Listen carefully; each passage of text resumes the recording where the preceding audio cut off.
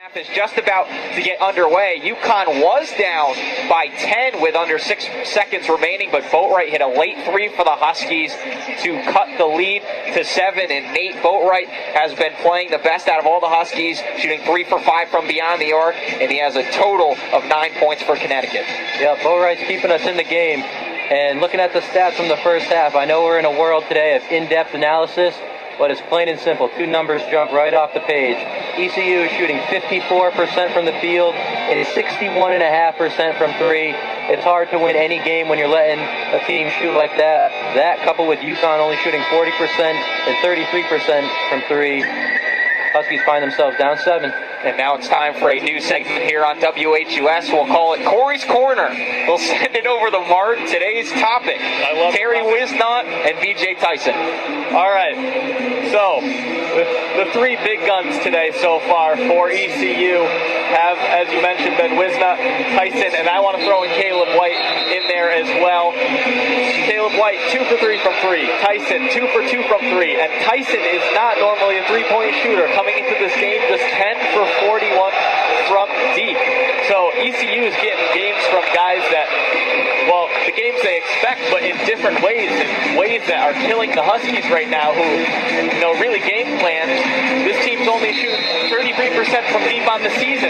They didn't expect that. The coaching staff for ECU said Caleb White should be more aggressive going forward. He has been today, and it's paid off. Back down low to Zielinski. He's got Brima on him. He'll curl into the lane, throws up a head fake, then a left-handed shot is blocked by Brima, and it drops to Samuel. UConn again looking to run as Samuel bounces it to Purvis on the baseline and now gets it back before flipping it right back to Purvis in the corner. Now Hamilton driving into the lane, and he'll lob it up to Brima.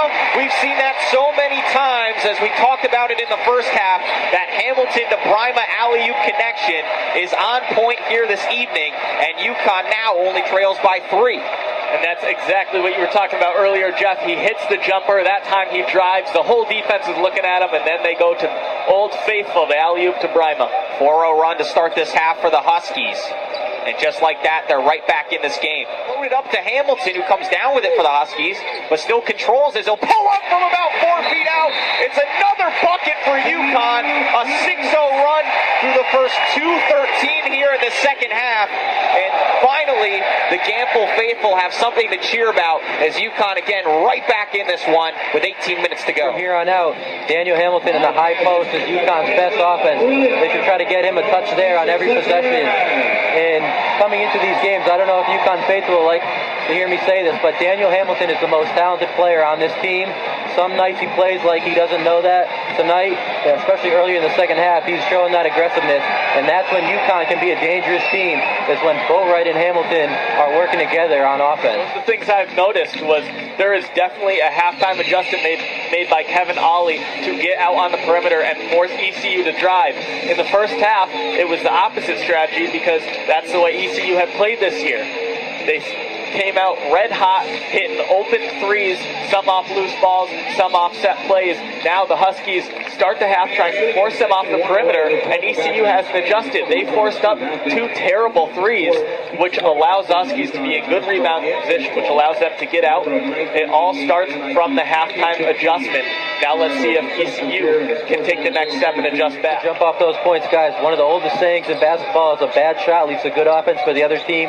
Exactly what we've seen in the first 2 minutes here for the Huskies. Pirates still in a 2-3 zone as Purvis gets an open look from beyond the arc, and he'll line up and sink that all night long if he's going to be that wide open. Lobs it to Brima again.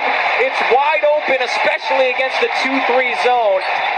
That middle guy for ECU keeps pinching up to Hamilton, and it leaves Brima wide open on the baseline as UConn now is on an 11-0 run and lead it by 4 with 14:50 to go. And Hamilton did everything there, getting the rebound, going coast to coast, lays down the sick crossover, which led the defender to go to him, lobbed it up to Brima. Brima now pins a Caleb White shot off the glass, and UConn's looking to push again. Boatwright a corner 3.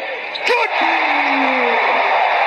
3 for Boat, and the lead is now 7 for the Huskies. When Daniel Hamilton utilizes his length and athleticism for this Husky team, they are a totally different squad. Samuel to the bucket with a pretty left-handed finish off the glass for 2. As the lead now 3 again for the Huskies. I love the hard-nosed attitude Samuel brings to this offense. The guard from Brooklyn, he won't back down from anybody. That's another great finish. And we had somewhat of a sloppy, choppy first half, but both teams finding rhythm now here in the middle of the second half. We got a ball game, boys. Free ball from Omar Calhoun now is nothing but nylon. As UConn really needed that one, as they will retake the lead now, leading at 46-44. And just the third shot of the game by Calhoun, his second attempted three, first to go in. He's had a quiet game, but this year he's rediscovered the stroke, and he's a guy you can't leave open anymore. And Mark, I think one of the biggest questions coming into this season was, would we see the freshman Omar Calhoun or the sophomore Omar Calhoun? And it's taken him a little while, but these past couple games, he's found that freshman form and has been deadly from beyond the arc. I just might not talk for the rest of the night. No, he's just 4 of 8 now from the year, so an incredibly small sample size, which, as you said, is a product of him not getting to the rim very much. Make it 5 of 9 as Calhoun splits a pair. 75% career free throw shooter. There we go. Thank you, Mark. Mark's got my back. 3-point lead for the Huskies, 10 minutes remaining. He'll pull up, but his jumper is blocked by Campbell. It's saved by Nolan to Purvis, who has to get one up right before the shot clock expired, and it goes down for Purvis. That's a 3 ball, and UConn now leads by 6 with 9 minutes remaining. And that's a great hustle play by Phil Nolan, who is playing great basketball right now. He's doing the little things for the Huskies, and that's all they really ask of him.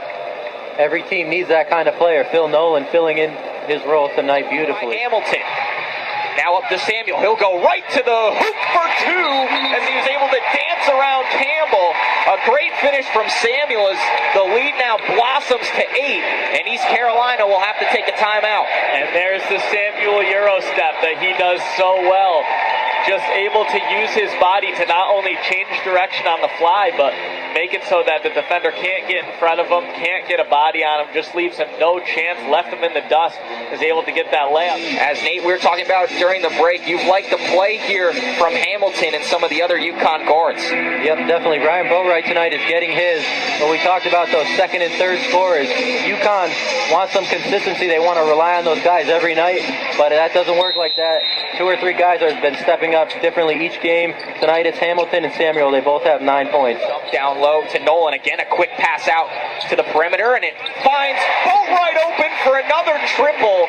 And again, Mark, it starts with Phil Nolan on that play. Caught the ball down low and immediately kicked it out to the UConn guards. The UConn offense, zone offense, just looks phenomenal. They're playing with a purpose. They know exactly what they're doing. And yes, Phil Nolan has been able to reverse the ball in ways that ECU just can't react in time, can't rotate, and it's getting wide open looks. Ryan Boatwright has not had many wide open threes this year. Pirates in a danger zone now, trailing by 11. And hustle play from Purvis as Boatwright tries again from beyond the arc. And he is turning into a modern-day Shabazz now, the way he's hitting those deep threes late in the shot clock. It's another basket for Boatwright. He's got 18 now on the night, and UConn is up 16. As the great Mark Jackson would say, "Mama, there goes that man." Ryan Boatwright on fire right now, putting away ECU. Modern-day Shabazz Napier. And he's shooting almost better than Napier did at any stretch during the season last year. In his last 5 games from beyond the arc, 23 of 41. That's 56%. He is scorching hot right now. He's really been incredible over the last 4 games. Coming into the tonight, he scored 99 points as Boatwright tries to go to work on Robinson. He'll pull another 3. Are you kidding me? He is unconscious from beyond the arc. Boatwright with 21 now. To go back to play the game, the way the Huskies ended the first half, everybody in the building thought they had a turnover. Ends up leading to another possession and a 3 for Boatwright that really changed momentum heading into the second half. Holds the ball, and Connecticut will win by 13 points over the Pirates. Your final score, 65-52 Huskies. Coming into this game, UConn kind of realized their season was riding on the American Athletic postseason tournament. But it's games like this where Huskies have to show their pride. They don't want to lose on their home floor. Disappointing first half, amazing second half. It's wins like this that can get the wheels moving. And even if they don't qualify for the tournament in the regular season, they'll go into the postseason with some confidence and maybe be able to steal that tournament.